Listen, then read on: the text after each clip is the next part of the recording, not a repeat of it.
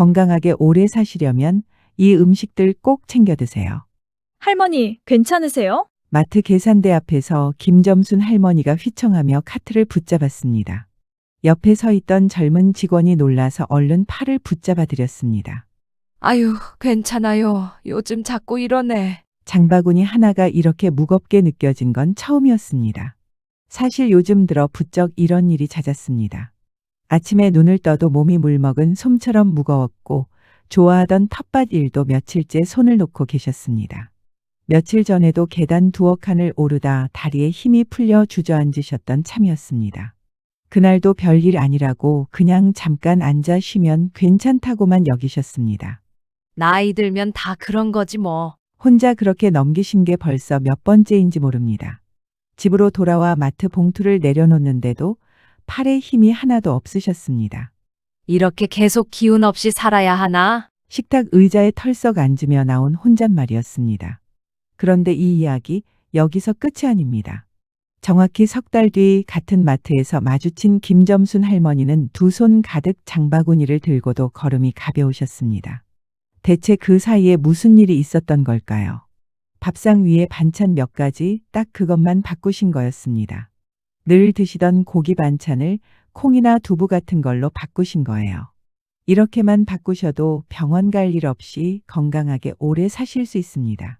며칠 뒤 딸이 반찬을 담아들고 김점순 할머니 집에 들렀습니다. 엄마, 요즘 밥은 제대로 챙겨 드세요? 냉장고 문을 열어본 딸이 한숨을 쉬었습니다.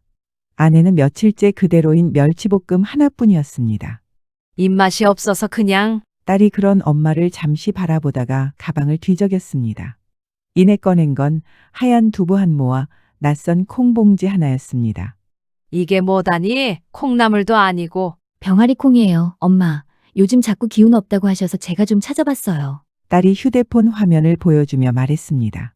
이거 봐요. 외국 연구팀이 조사해봤더니 고기 대신 콩 종류로 조금만 바꿔 먹어도 오래 사는데 도움이 된대요.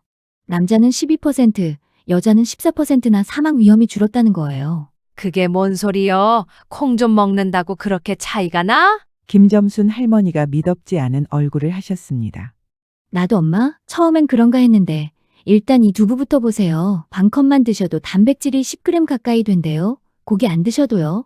단백질은 무슨 고기 먹어야 힘이 나지. 그 말도 맞지만 여기 보니까 두부를 몸무게에 맞춰 계산하고 드시면 고기를 먹지 않아도 단백질 섭취를 하는 거래요. 엄마 몸무게면 하루에 50g 정도 필요한 거고 이 두부 반컵이면 그거 5분의 1은 채워지는 거예요. 칼슘이랑 마그네슘, 철분의 인까지 뼈에 좋다는 건 다 들어있대요.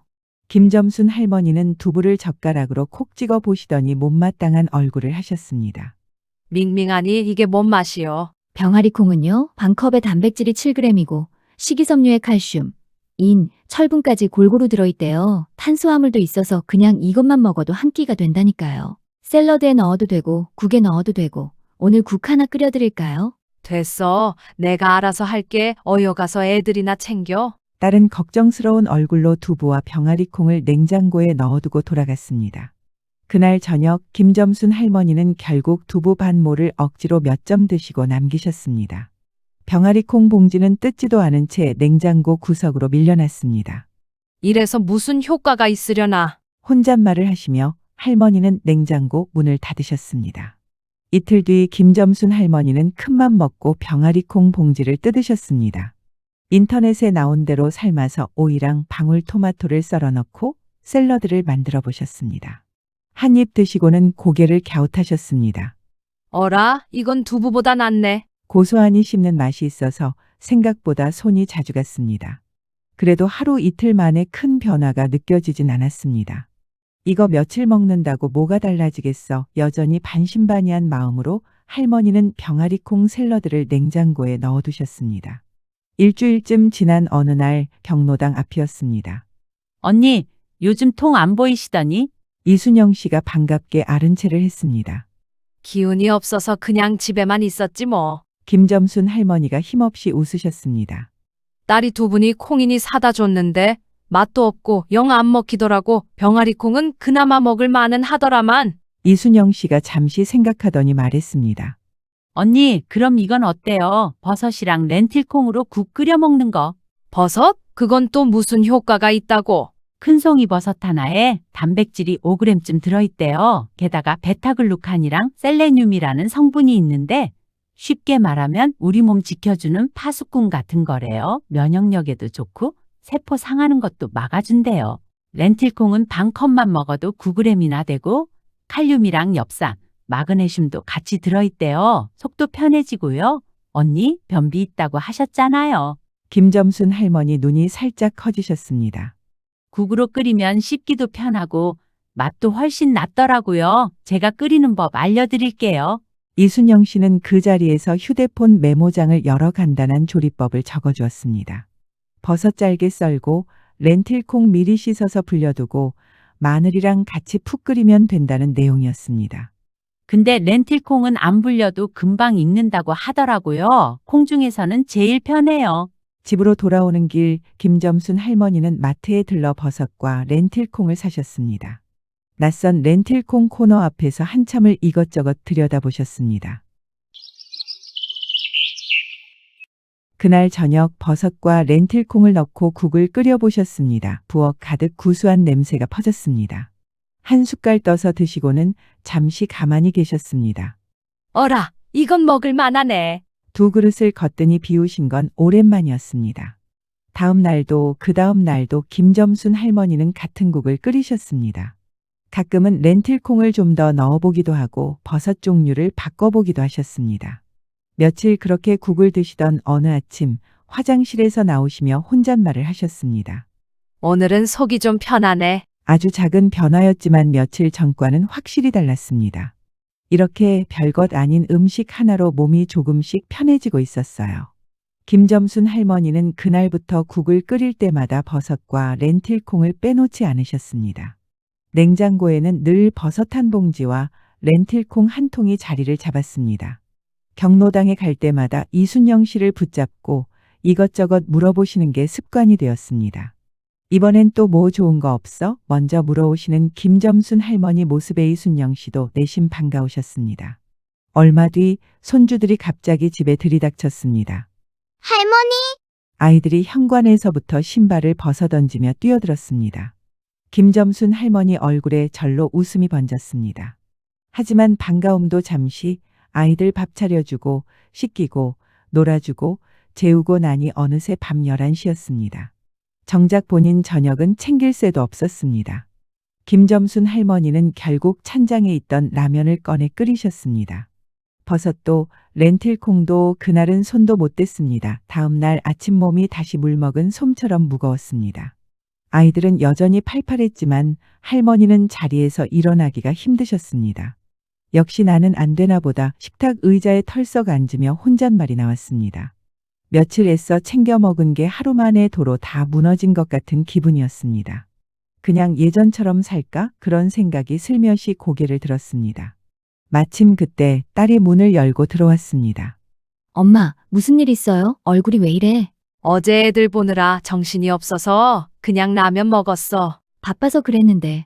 죄송해요. 애들 봐주는 게 쉬운 일은 아니죠. 근데 엄마, 이럴 때일수록 더 챙기셔야 되는데. 딸이 가방에서 봉지 2개를 꺼냈습니다. 이거 그냥 손에 잡히는 대로 드시면 돼요. 요리할 필요도 없어요.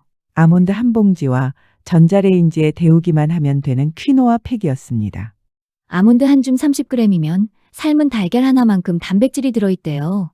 비타민 E랑 마그네슘, 칼슘의 식이섬유까지 있어서 그냥 TV 보시면서 집어 드시면 돼요. 이 퀴노아는 이렇게 작은 알갱이 하나에 우리 몸에 필요한 필수 아미노산 9가지가 다 들어있는 완전 식품이래요. 식이섬유도 많아서 혈당이랑 혈관 건강에도 좋고요. 근데 이건 씻어서 드셔야 돼요. 겉에 쌉싸름한 성분이 남아있어서 안 씻고 드시면 속이 쓰릴 수도 있다고 하네요. 위 약한 분들은 너무 많이 드시지 마시고요. 전자레인지에 2분만 돌리면 끝이에요. 김점순 할머니가 봉지를 만지작거리셨습니다.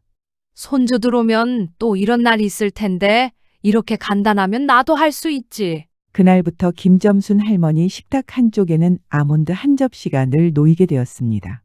바쁜 날에는 데운 퀴노아의 나물 몇 가지만 얹어 드셔도 한 끼가 되었습니다. 퀴노아는 딸이 알려준 대로 꼭 여러 번 헹궈서 씻으셨습니다. 얼마 뒤 손주들이 다시 놀러 왔을 때는 아몬드 한 접시를 미리 꺼내두고 여유 있게 아이들을 맞으셨습니다. 할머니, 이거 뭐예요? 이거 할머니 힘내는 약이야. 손녀가 아몬드 하나를 오독오독 씹으며 웃었습니다.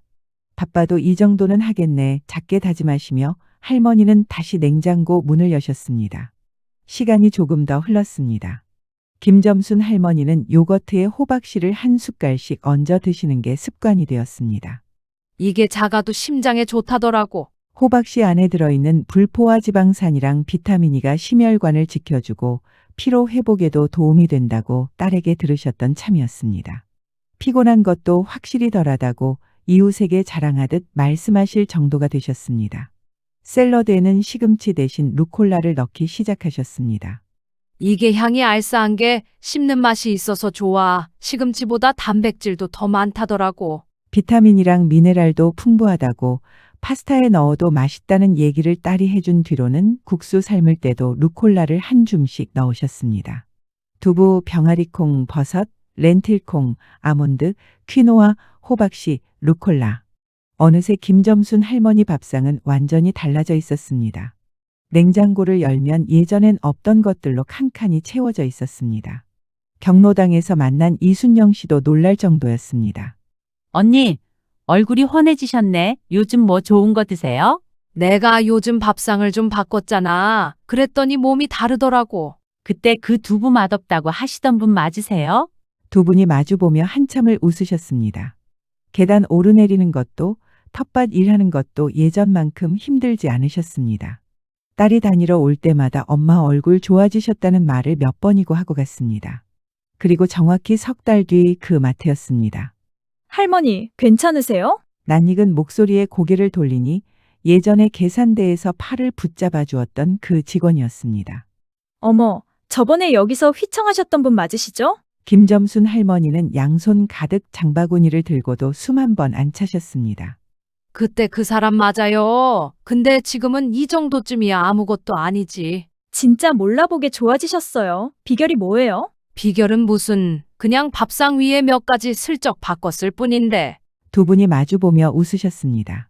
계산대를 나서는 걸음이 그 어느 때보다 가벼웠습니다. 장바구니를 양손 가득 들고 걸어가는 뒷모습이 몇 달 전과는 완전히 다른 사람 같았습니다. 이제 김점순 할머니는 예전 그 모습이 아니십니다. 계단도 거뜬히 오르시고 장바구니 두 손 가득 들어도 힘든 기색 하나 없으세요. 달라진 건 딱 하나, 밥상 위 반찬 몇 가지였습니다. 두부와 병아리콩은 고기 없이도 단백질을 든든하게 채워주었고 버섯과 렌틸콩은 몸을 지켜주면서 속까지 편하게 해주었습니다. 아몬드와 퀴노아는 바쁜 날에도 손쉽게 챙길 수 있었고 호박씨와 루콜라는 심장과 기운을 함께 챙겨주었습니다. 오늘 이야기가 도움이 되셨다면 가족이나 친구, 지인에게 꼭 공유해 주세요. 이제 고기 반찬 한두 가지만 이런 것들로 바꾸시고 밥상만큼은 건강하게 꼭 잘 챙기시기 바랍니다. 김점순 할머니는 결국 찬장에 있던 라면을 꺼내 끓이셨습니다.